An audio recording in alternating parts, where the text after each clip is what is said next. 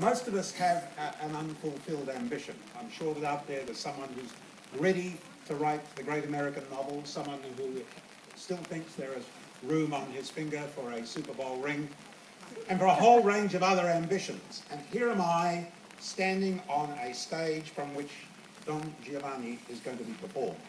And there, I've got to tell you, is where the frustrated ambition has to end, because this is going to be a very special evening tonight. The origins of this festival will be known to many of you, but I think it is very important that we acknowledge something. Kerry was out one day and he chanced upon a group of people who were planning to raise money for a playground, for playground equipment, I believe, in this very area.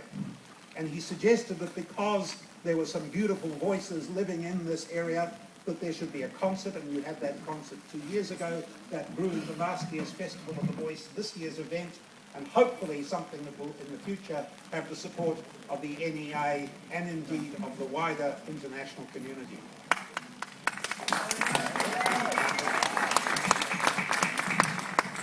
These events do many things.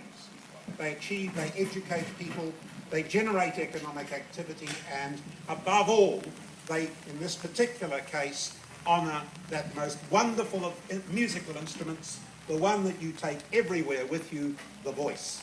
And it's a great idea, a great concept, and I wish it well for the future. We're going to be honoured tonight with a great performance, and I'm dearly looking forward to it.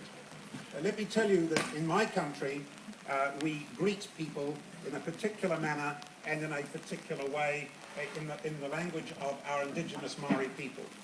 We would do so to honour many things. We would do so to honour those people and what they stand for. In this particular case, standing for, among other things, probably the most beautiful composer in history, certainly one of the great operas that he wrote, I think of the 22 that he wrote.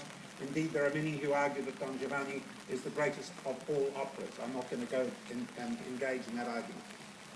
But we would greet the maestro, we would greet his performers, we would greet the spirit of Mozart that all of them epitomise in the language of the people of the native people of my country, the indigenous people of my country, the people Maori. E ngā mana, e ngā iwi, e ngā reo, tēnā koutou, tēnā koutou, tēnā koutou katoa. Nice.